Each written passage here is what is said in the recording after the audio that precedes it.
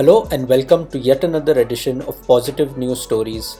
And here are the top 3 positive news stories of the second half of February 2021.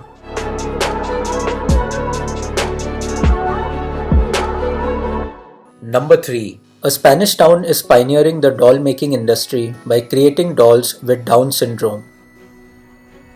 For many of us, playing with dolls was a normal and very important part of our childhood.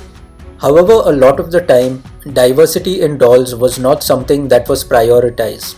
The town of Onil in Spain has changed the lives of children everywhere by making dolls with Down syndrome.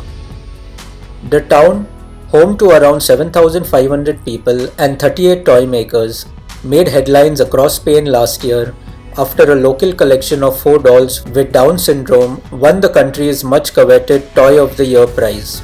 The dolls, 2 boys and 2 girls of varying skin colors, were rolled out by toy maker Miniland.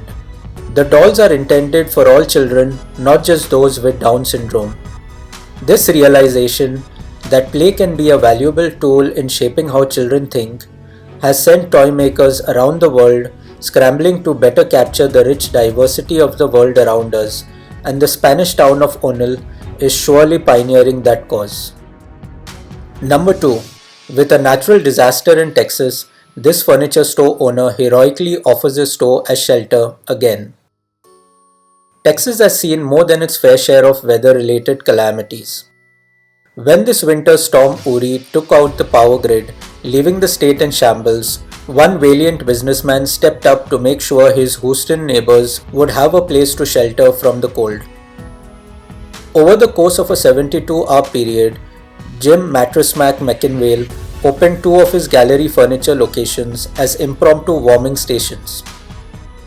According to the store's website, Mattress Mac and his crew provided 3,000 plus meals and overnight accommodations to more than 700 members of the Houston community.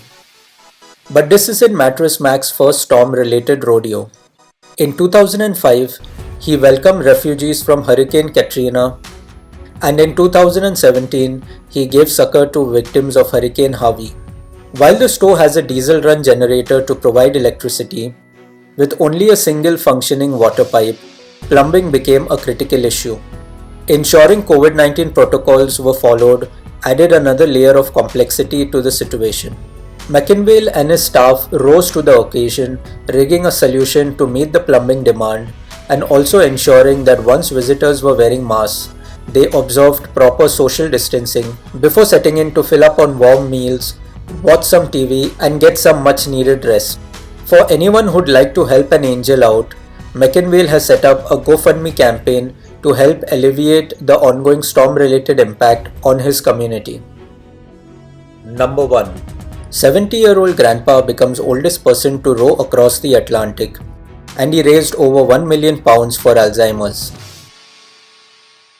A 70-year-old grandfather has successfully rowed a boat unassisted across the entire Atlantic Ocean, and he did it for others. As part of a challenge to raise money for research on Alzheimer's treatments, Frank Rothwell dedicated the extreme feat to his brother-in-law Roger, who succumbed to the disease during Frank's crossing. A little more than £1 million was raised by almost 10,000 different donors, including a doubling of the first £500 from Iceland Foods Charitable Foundation. Requiring 18 months of hard training, the entire row took 8 grueling weeks for Rothwell to travel from La Gomera in the Canary Islands on December 12th to the finish line 3,000 miles away in Antigua on February 6th. In a statement, Hilary Evans, Chief Executive of Alzheimer's Research UK, said, "We are honoured to have such amazing support from Frank. His courage and determination helped him to complete his epic challenge and raise £1 million for dementia research. The amount will be a huge benefit to the groundbreaking research conducted by Alzheimer's Research UK as they continue their mission to bring about life-changing treatments for people affected by dementia." Multiply the positivity by sharing these sweet stories with your friends on social media.